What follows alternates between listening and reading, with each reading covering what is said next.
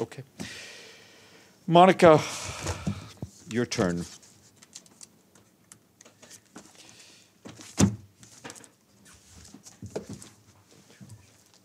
Thank you. Thank you very much, Stefan, and good afternoon, everyone. Another week for us. And we'll start with financing for development. This morning, the President of the General Assembly spoke at the opening of the 4th Annual ECOSOC Forum on Financing for Development. Ms. María Fernanda Espinosa said that political will is crucial in order to finance the Sustainable Development Goals of the Agenda 2030. The meeting was attended by the President of ECOSOC, Her Excellency Ambassador Inga Rhonda King, the Secretary-General António Guterres, and representatives of the International Monetary Fund, IMF, and the World Bank and the World Trade Organization. The PJ highlighted financing gaps and the way of solving them. Ms. Espinosa affirmed that developed countries need to fulfill their commitments in the Addis Abeba Agenda to finance development, as well as through the Official Development Assistance, ODA. Ms. Espinosa also stressed the importance of a partnership on additional investments from the private sector and the public sector. She said that small and medium-sized businesses form 70% of work sources around the world. She also said that in order to achieve the Agenda 2030, the world needs to create 600 million jobs. The PJ stressed the need for a green economy, low-carbon technologies, and clean energy sources. The PJ ended by saying that the future of sustainable development depends on full and proper investments, and that only by achieving this will humanity be freed from poverty. More information on our website.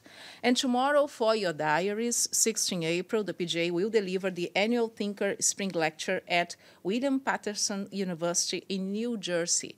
Ms. Espinosa will talk about the United Nations, strengthening multilateralism, migration, and gender equality.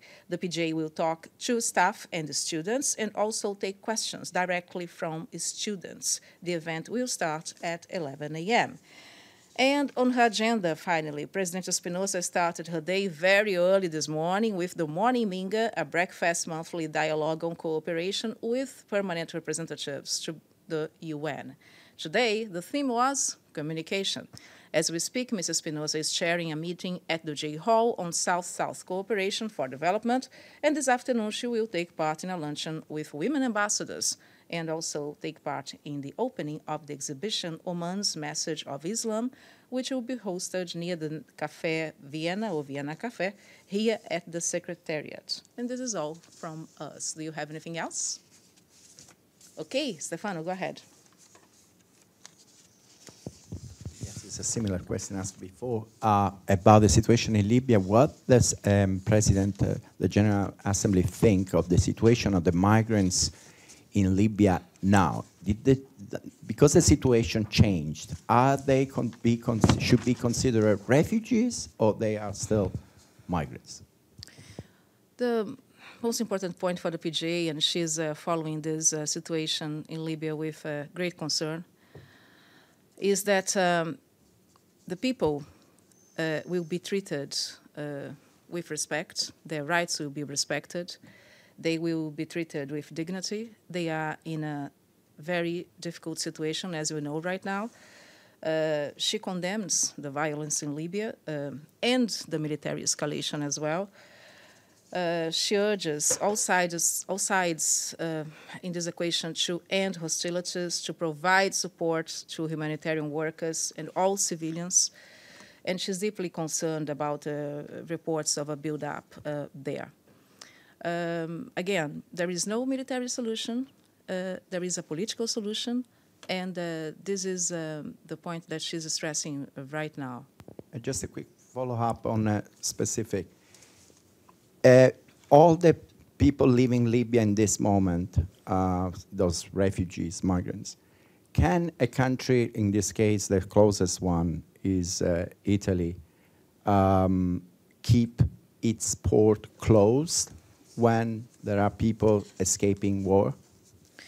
I think the PJ has said very clearly in past situations that we need solidarity from countries to deal with people in emergencies, in emergency situations, and that not only one country should be, getting all this movement and the burden of the movement of people trying to flee for their lives, trying to flee violence and war and conflict.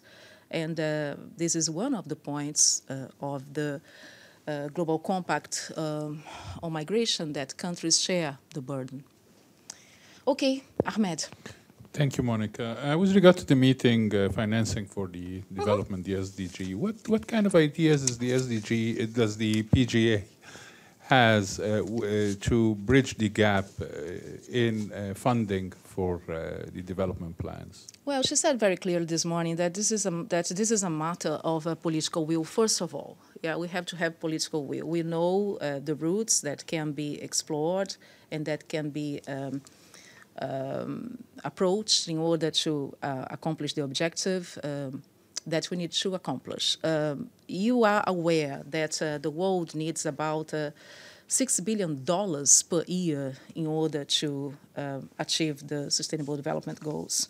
And what she's asking is actually a collective effort. She's saying this is not only a matter of course, developed countries play a role, and also not only with the commitments that were made in the Addis Abeba Agenda, but also with the ODA. But the private sector, the public sector, there must be investments that will channel all efforts in the same direction. So she firmly believes this is a collective effort, and everybody should, help in achieving it. Otherwise, we'll be in a very difficult situation because the money is not there. It's not enough what is being channeled now, and development needs financing. It doesn't come from nothing. Can I verify the number? $6 billion per year or per month? $6 billion per year. $6 billion per year. Dollars, American dollars. Okay, so if you don't have any other questions, I will see you tomorrow at the same time. And thank you for your time here today, and have a wonderful week. Thanks.